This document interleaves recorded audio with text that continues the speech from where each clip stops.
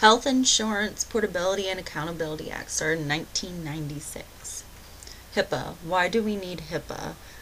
HIPAA was established by the federal government on August 21, 1996 to protect the privacy and security of individual identifiable health information. Personal health information is shared among the doctor's offices, hospitals, insurers, and third-party payers. Personal health information could be distributed from these sources without permission or notice, without reasons associated with medical treatment. Information could be shared with the credit card companies, mortgage companies, and even employers.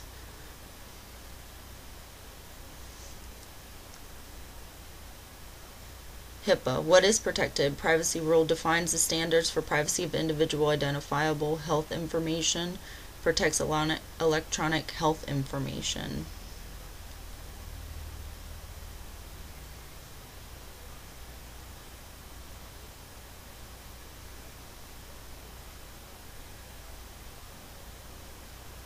Privacy rule. What information is protected? Protected health information, PHI, is information that involves an individual's past, present, or future physical or mental health condition, provision of health care to the individual, and information that could reasonably identify an individual. There are some exclusions defined in the Family Educational Rights and Privacy Act. Information directly related to the capacity set forth to perform job duties by an employer or educational needs. The goal is to protect individuals' health information and continue to provide high quality of care.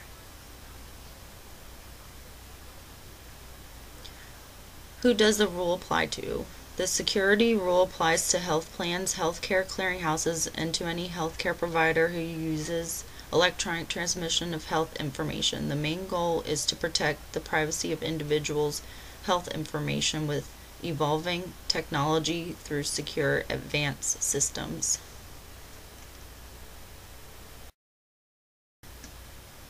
The general rule of HIPAA means healthcare personnel may not use or disclose PHI except as permitted or required by the privacy rule. The use of HIPAA and disclosures pertains to shared information, allowed disclosure, and unauthorized disclosure.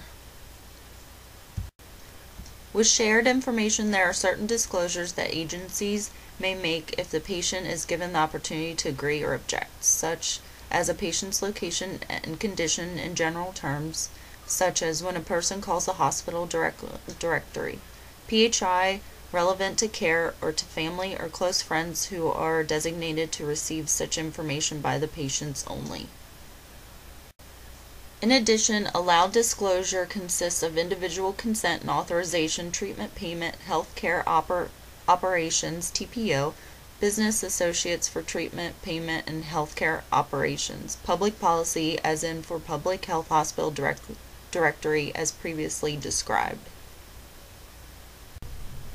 Unauthorized disclosure occurs when written permission or authorization from the patient is not authorized and use or disclose of PHI for purposes other than treatment, payment, healthcare operations, or as required by law or for public health reasons is released. Whether a HIPAA breach occurs depends on whether the patient information disclosed poses a significant risk of financial, reputational, or other harm to the individual the information was released about. If no significant risk exists, there is no breach and no duty to report. An example of this would be if a office nurse calls patient John Smith to report him that his glucose levels drawn earlier that morning have come back normal, and the receiver on the other end replies, "I'm sorry, ma'am, but I was not in the office today. I think you have the wrong John Smith." After double checking, the nurse confirms she did in fact call the wrong John Smith. In this instance, the nurse did in fact release unauthorized personal health information. However, it did not pose a risk to the patient.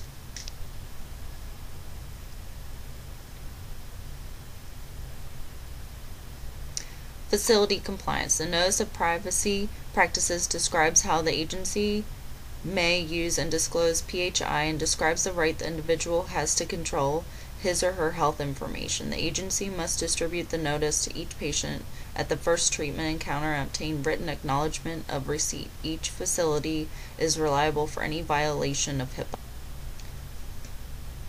How nurses enforce HIPAA in the workplace. Nurses play a tremendous role in enforcing and protecting HIPAA.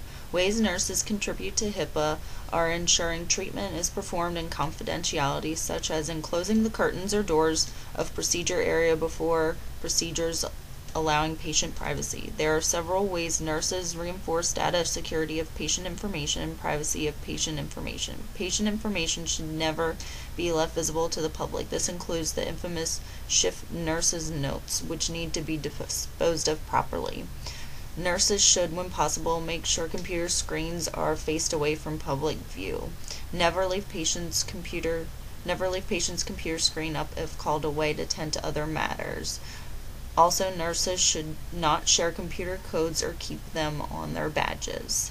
Leaving any patient information on computer screens is a portal for unauthorized persons to gain access. Health Insurance and Portability Act. Enforcement, medical coding, and penalties for non-compliance. Actions. Claims and encounter information, payment and remittance advice, claim status, eligibility, enrollment and disenrollment, refers and authorizations, premium payment. Electronic data interchange, EDI. Codes, Healthcare Common Procedure Coding System for Ancillary Services Procedure, current procedural codes, version 4 for physician procedures, code on dental procedures, nomenclature for dental terminology, International Classification of Diseases, ICD, and national drug codes for drugs. Types of breaches. Cybercrime, the ability to steal personal information, larger threat than others. Opportunists, take advantage of situations, use access to information for other uses. Hackers, average/above average computer knowledge, hack into systems as a challenge. Types of breaches. Computer specialists, knowledgeable about networks, computer work, and ideal position to commit computer crime, disable systems without detection, unauthorized users. Greatest threat are inside sources, employees, view information inappropriately, disrupt information availability, and corrupt data integrity. Penalties. Civil, unknown violation, minimum $100 per violation with an annual maximum of $25,000 for repeat violation. Maximum $50,000 per violation with an annual maximum of $1.5 million. Reasonable cause, minimum $1,000 per violation with an annual maximum of $100,000 for repeat violations. Maximum $50,000 per violation with an annual maximum of $1.5 million. Penalties. Corrected willful neglect, minimum $10,000 per violation with an annual maximum of $250,000 for repeat violation. Maximum $50,000 per violation with an annual maximum of $1.5 million. Uncorrected willful neglect, minimum $50,000 per violation with an annual maximum of $1.5 million. Maximum $50,000 per violation with an annual maximum of $1.5 million. Criminal, knowingly obtain disclosed information, $50,000 fine. False pretenses, $100,000. Intent to sell, $250,000 fine. Health Insurance Portability Act and keeping up with advances in technology. Electronic signature, e-sign. Definition. Electronic signature in Global and National Commerce Act, e-sign basically verifies any electronic signature but is not required by the facility. Even though no specific technology software is mandated by HIPAA, patient must be reassured that their signature will only authenticate that particular document at that particular time. Some of the benefits of using e-sign are legal signature discourages deception, fraud, and a receipt of verification sender is identity authority is sent through e-sign. Version 5010, definition.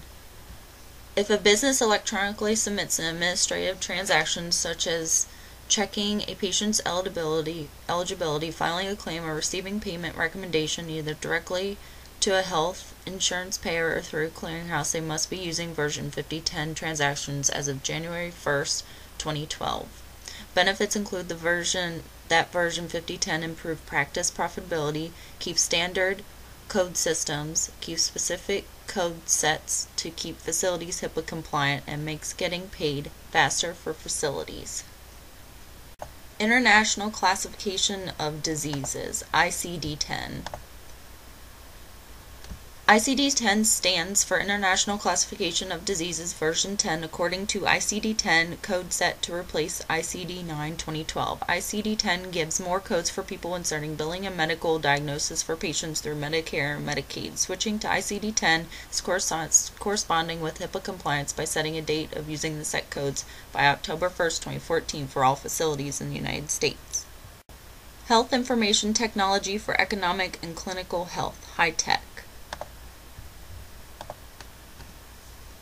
Definition: to promote the adoption and meaningful use of health information technology. HITECH Act addresses the privacy and security concerns associated with electronic transmission of health information through several provisions that strengthen the civil and criminal enforcement of the HIPAA rules. EHR incentives, electronic health record. While staying HIPAA compliant, Medicare and Medicaid will provide financial incentives to switch to CPO, for example. Privacy and security provisions. HITECH increased fines up to $1.5 million for facilities who do not comply with HIPAA privacy and security provisions.